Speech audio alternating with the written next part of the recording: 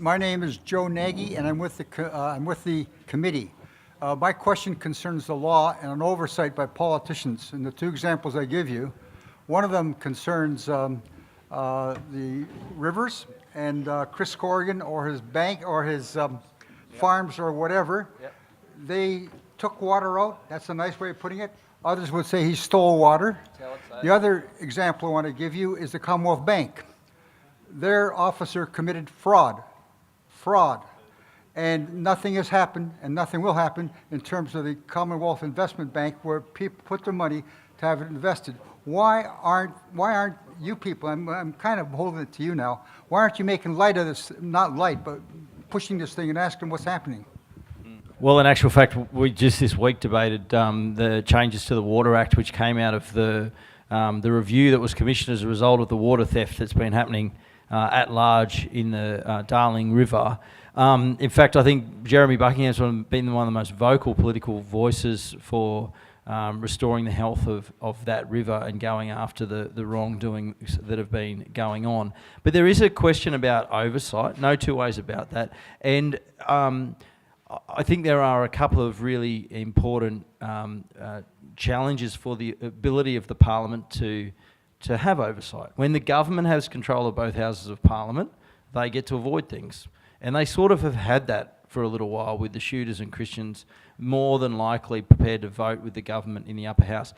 That's changed a bit, especially with one of the Liberals that's gone rogue and has crossed the floor a number of times, often over these oversight questions, over what they call for papers, which are essentially a parliamentary FOI.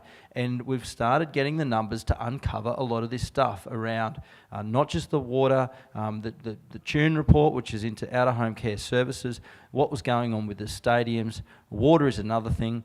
A couple of weeks ago, I got an amendment successfully through the upper house to create a joint public accounts committee, which would have a non-government chair and a non-government majority. It would be the first time we'd have a financial oversight committee of the Parliament that was not a government majority. And I think that the government doesn't know what to do with it, because they basically, we have the numbers in the upper house. It's a bit of a stalemate now. But I think there's a range of things that we can do to start to correct that. They've gone too far. The community's pushed back, and now the Parliament's starting to push back. But you're absolutely right. The government has been asleep at the wheel. Some of the authorities that should have been taking notice of this have been asleep at the wheel. No two ways about it. Thanks very much for great presentations. I thought it was particularly good to reflect on the questions of the relationship between parliamentary politics and community activism. But my question really invites you to take that story 10 years down the track, a situation in which probably the future of work is going to look even more insecure than it does today, a situation in which economic inequality is probably going to be worse, with more polarised wealth at the top end, and a situation in which environmental problems, climate change problems are going to be probably more acute than they are today. Is this natural territory for the Greens? What's your view on that medium-term prospect for the party, both in terms of that parliamentary role and the community activism? Can you look 10 years down the track?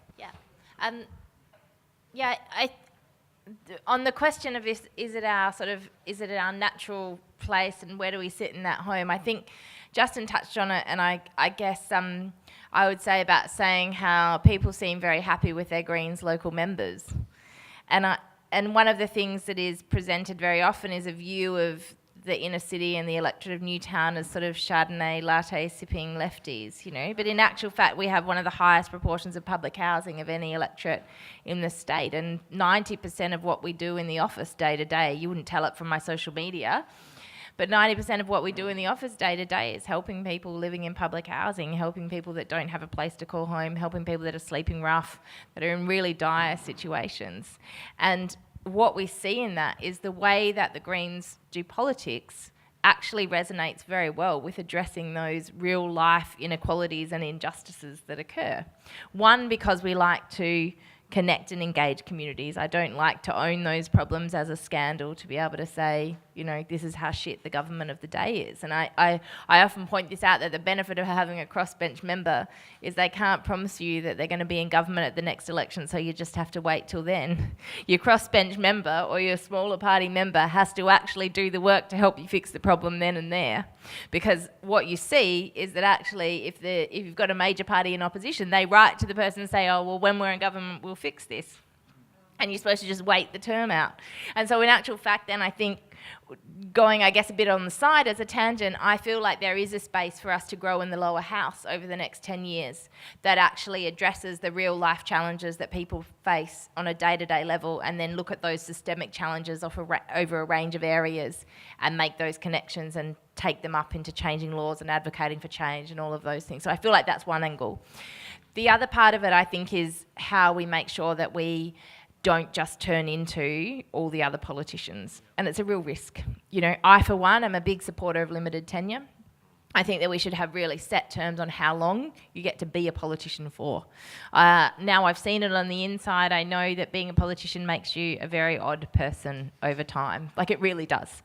Like, it is not normal for anybody else to go to events and know what the run order is going to be, how it's going to happen, have a seat reserved for you, and know everything that's going to go on and be acknowledged at the beginning. It's rare now where I go to an event where that doesn't happen. That changes you as a person, and it makes you weird. So I think in that sense, there are real things about the idea of just the power and the way that exists as politicians that is not normal, and we shouldn't allow anyone to do it for very long, is my view. So I think part of it is looking ahead to 10 years. I hope that actually we're looking at a complete different landscape of who those people are, because actually I think that's how we maintain and can grow as a party without kind of creating that base and creating the idea of kind of sending people to the side. The final thing I say is I feel like there's a genuine hope around the idea of turning some of this stuff around. And I do feel more optimistic than I ever have around some of the things that we're pushing. Today, no one opposed my motion recognising housing was a human right in the New South Wales Parliament. They knew they couldn't. I feel like there is a bit of space to be able to look at those kind of things. So I appreciate your sort of, this is where we're headed, but I also have a level of optimism that maybe we can pull it back in another direction so it's not looking that bad in 10 years. Can I do a very quick close? Frank, I just wanted to add something very quickly if I could. It's really clear, and budget weeks make this really stark, that we are not, the decision-making process of government is not grounded on what people actually need on the ground. It's very, very focused on, top-line growth issues, questions of budget surpluses and the like, infrastructure investment, which is just aggregations of ridiculous numbers that don't mean anything next year, to be honest. And that's become apparent, and around the world things are changing. Everyone talks about it, but we genuinely have to move post-growth in our way of thinking about the role of government. New Zealand announced right before Jacinda Ardern clearly went into hospital, congratulations to her. Can I just say, of all politicians that understand that, Justin and I both have little bubs about 2 years old, so we can feel her pain already. But good on her for announcing, just before she did, that next year New Zealand will have a well-being budget. They have created an alternative form of set of indicators that are based on the things that genuinely impact on how people live and how people are, and it measures all those sorts of things about work and family, social connections, our environmental impact. Of course, there's some economic measures in there, mostly around access to work, secure work and the like. Housing is in there. But there's also those subjective things about how we feel about life and our relationships and our friends and our family. And what a great thing to do. Other countries are moving that way.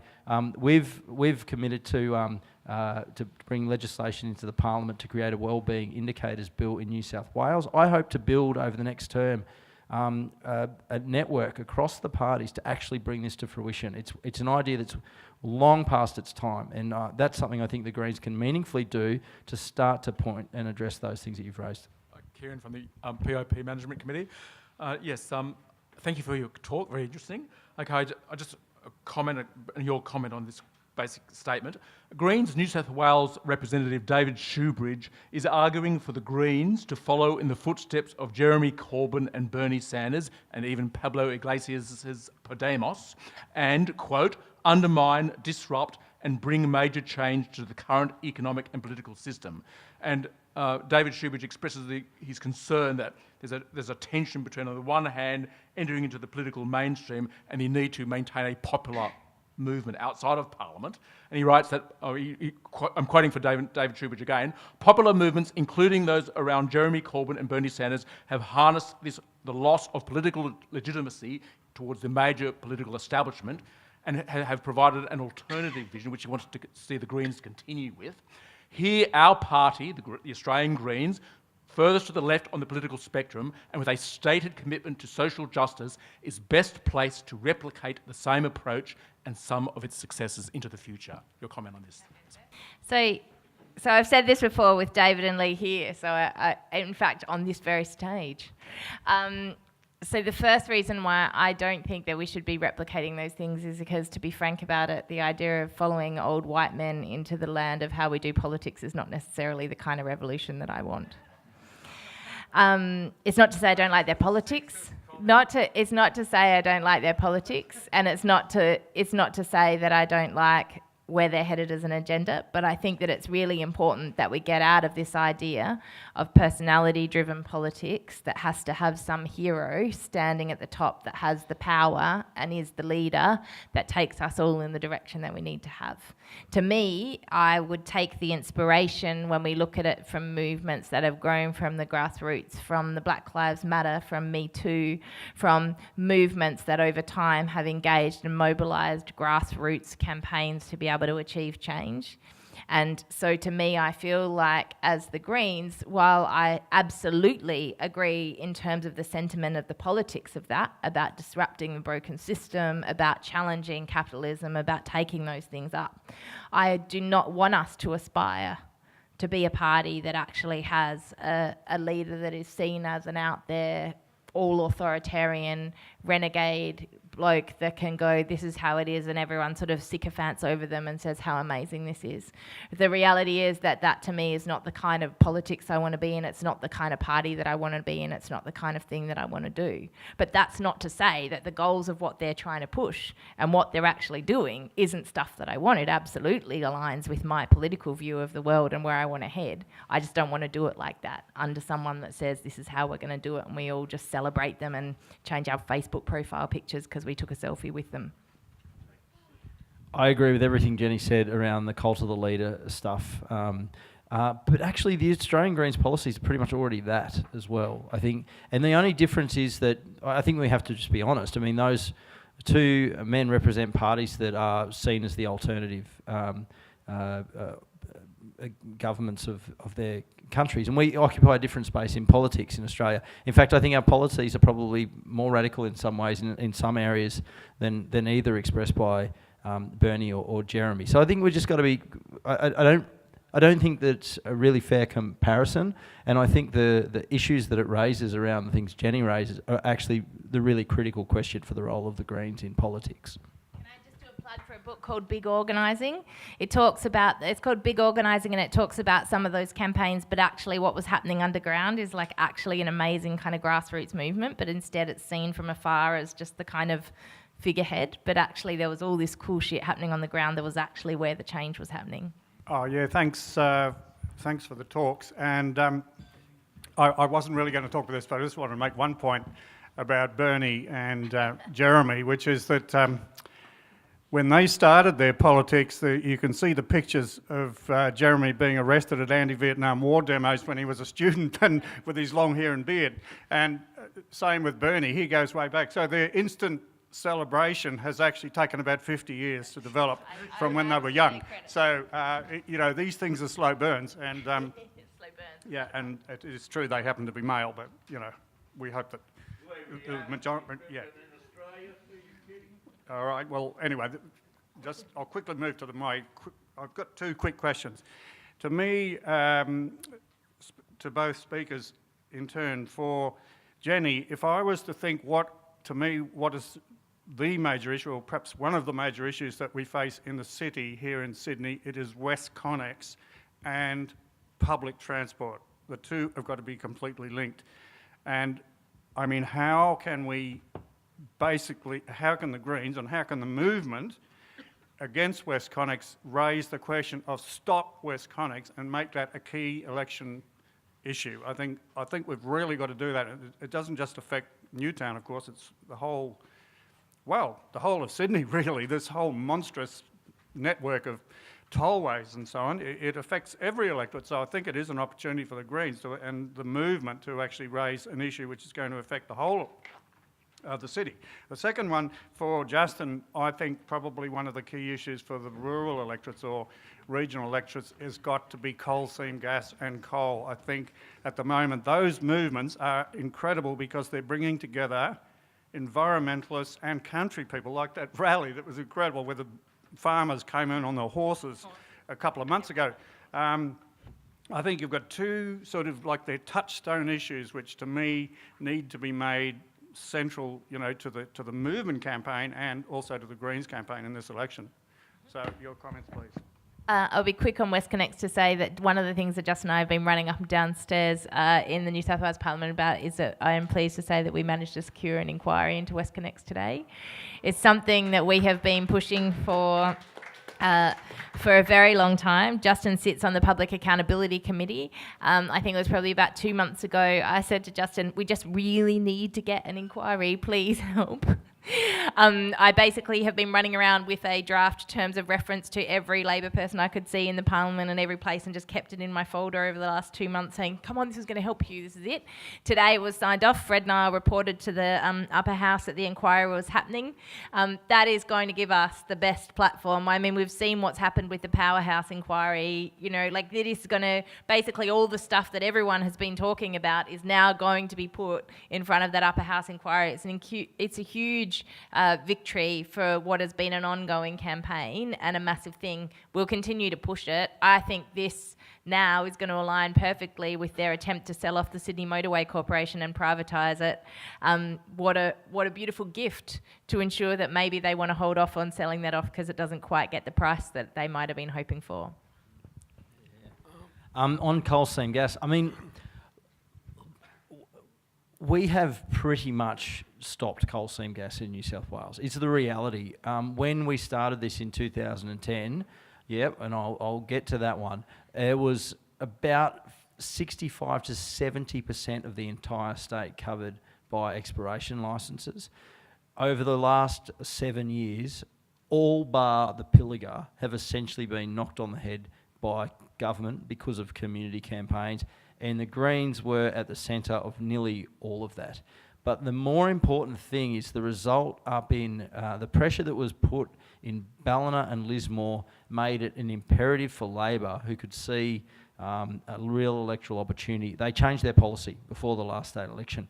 They now pretty much have the Greens policy when it comes to coal seam gas.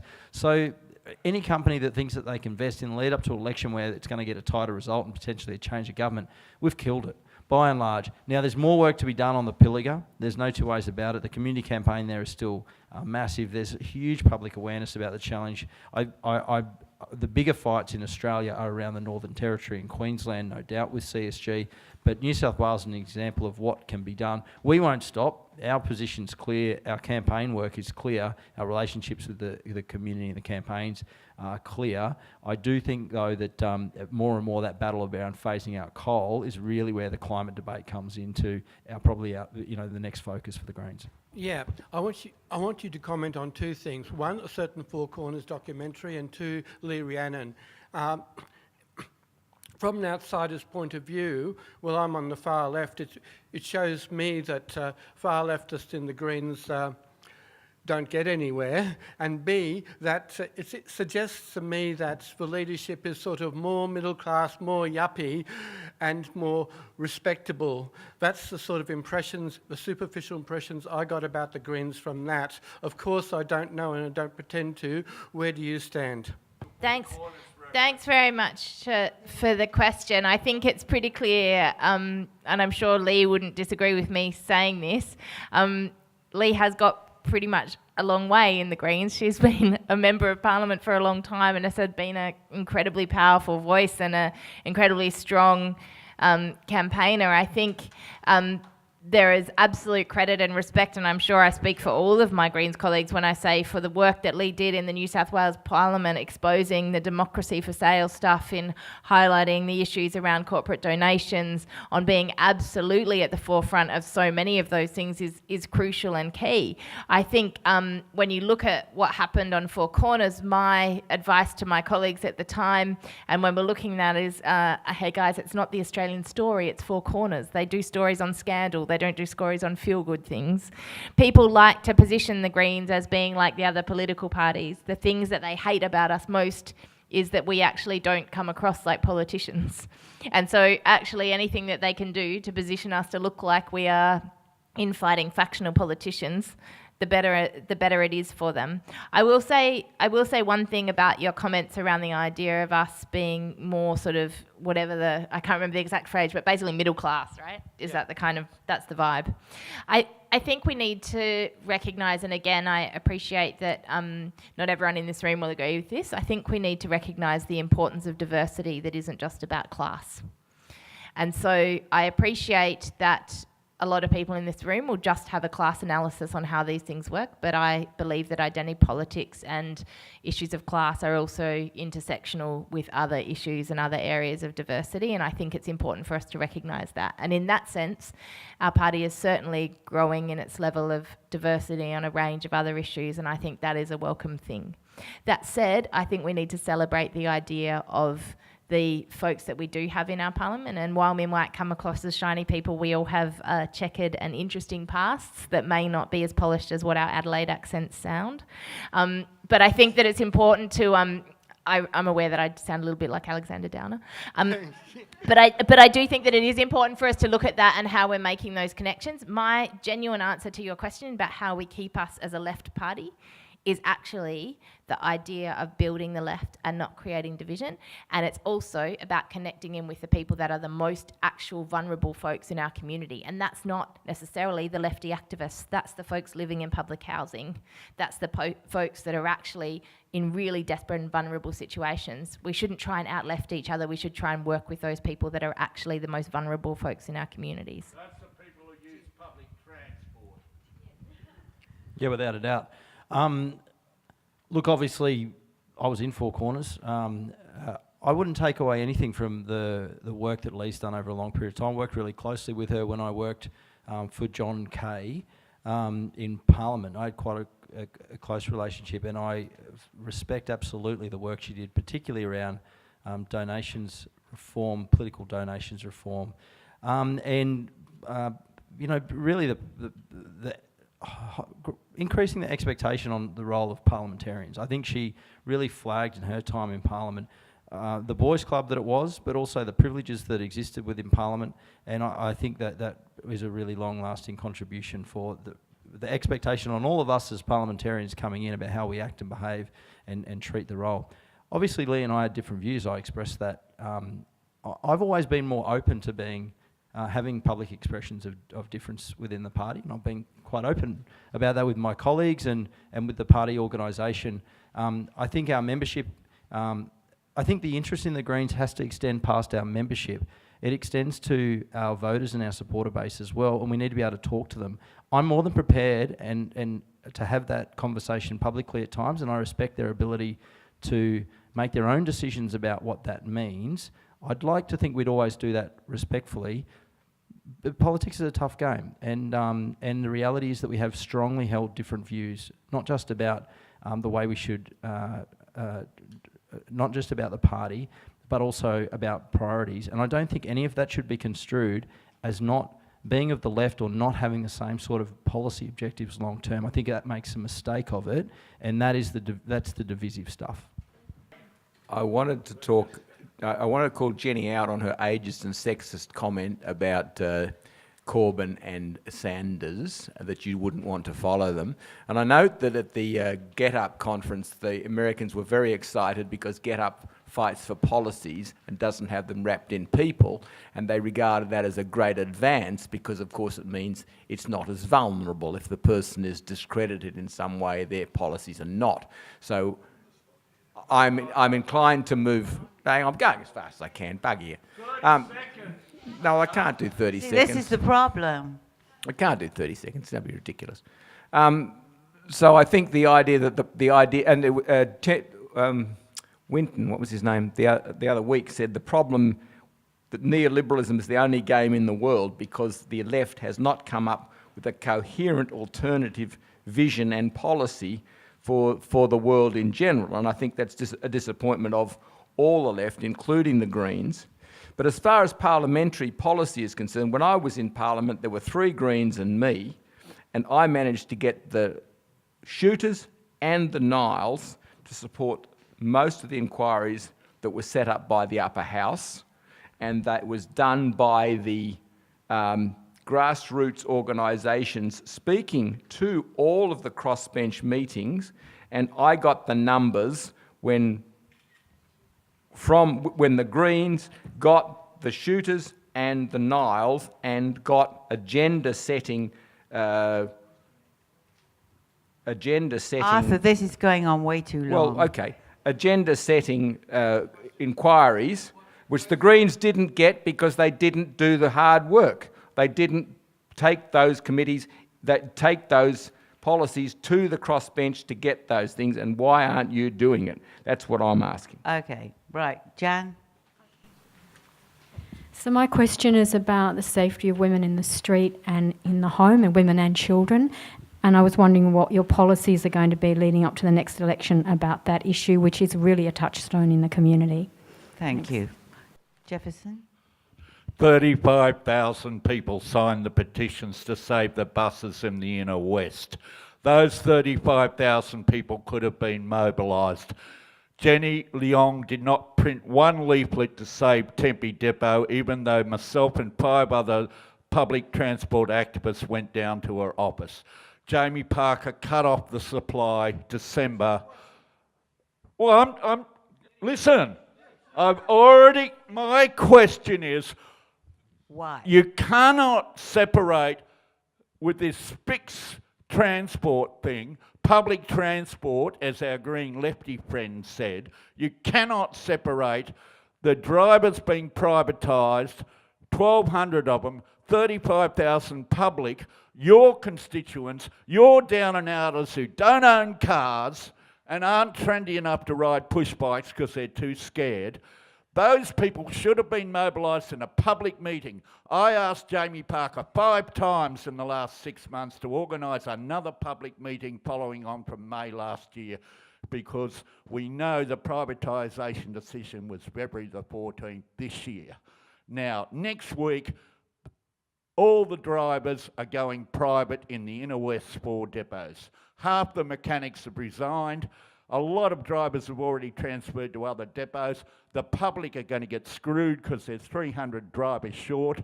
I was on the ABC yesterday morning complaining about it. The Bronte bus is gone. The Greens sat down and followed the RTBU leadership, which is stacked with right-wing Labor Party cronies who are lining their own pockets and in bed with the management. Why did you sell out? Why couldn't you just organise one public meeting at the Newtown Neighbourhood Centre and Jamie won at Leichhardt Town Hall? Hundreds and thousands of activists could have been mobilised, but you guys were so busy with WestConnex, which was decided 5 years ago when they had the big flashing lights up at Parramatta saying WestConnex. Well, that's the guts of it. The Greens sold out the bus drivers and the commuters, and they followed along with the Green Left Weekly and the RTBU with their so-called fixed public transport because they're too scared to mobilise their constituents, the low and middle income public transport users. Okay, that's it. Okay, this is the last, just quickly, because Very they quick can't do more question. than What 4. can either of you do, or both of you do, to clean up the federal Greens policy on refugees and not to have 30 days locking up innocent people? Thank you. Right, you've got... Easy. All right. So to go to the refugee policy first, we absolutely need to hold solid to our position of ending mandatory detention.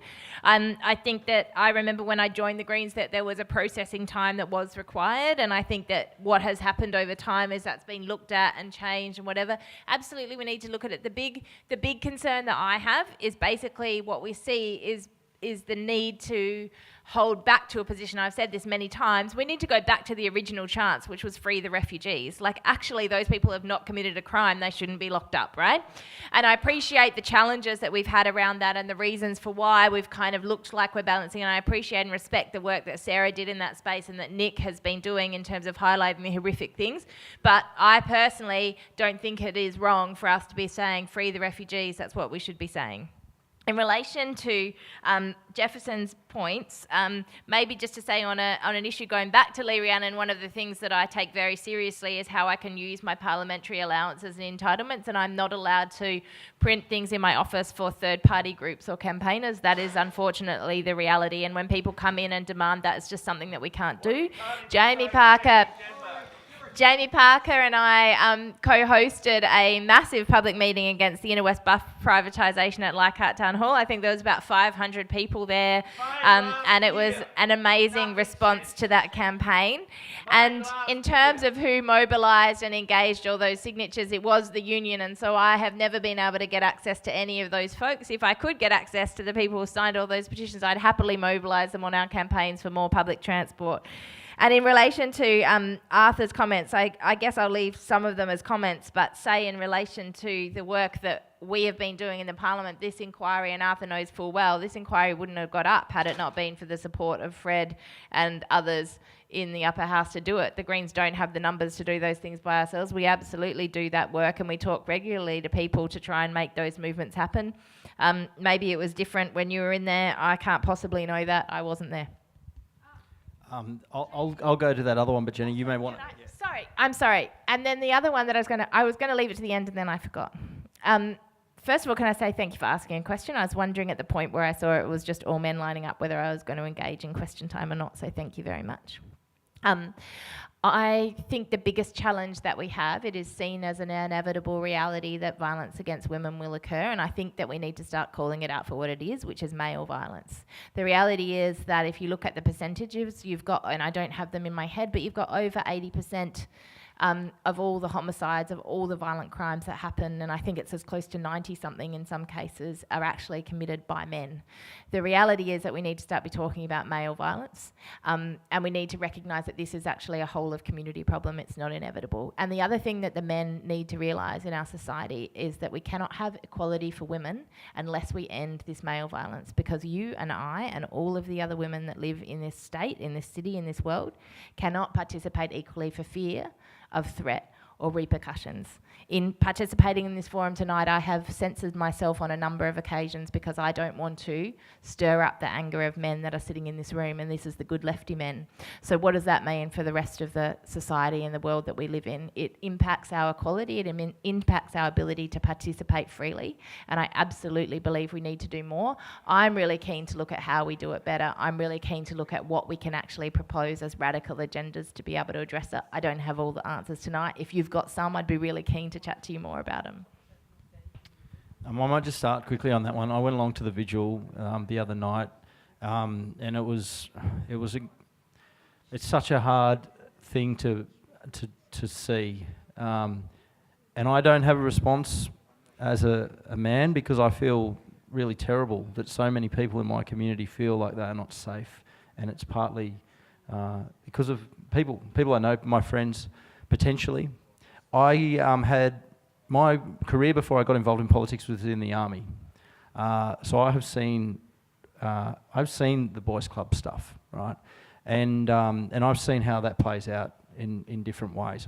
I didn't last very long there, but what I have noticed is coming to a place like the Greens, even just our processes for how we meet, our expectations for how we talk to each other. There are not many places in society where you learn how to create space for people to participate and engage. So how do we actually do that in our schools? How do we do that in all of those other forums that people engage with in their community? I've been really involved in community campaigns for a long time now, and overwhelmingly it's women who are driving so much of the work that is actually going on to protect their communities. But every now and again you see when the men come in.